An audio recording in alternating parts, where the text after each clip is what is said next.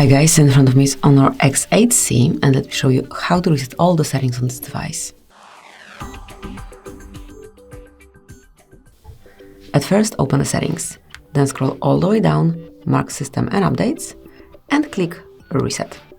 Now select Reset All Settings, and if you truly want to get rid of all setup, as you can see, all settings will be reset, including those for network settings, fingerprints, Face ID, or lock screen password.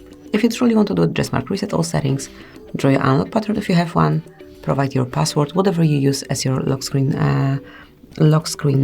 password, and then mark Reset All Settings. Wait a couple of seconds till it's done.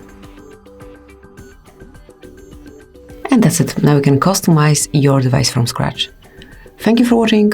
Please subscribe our channel and leave the thumbs up.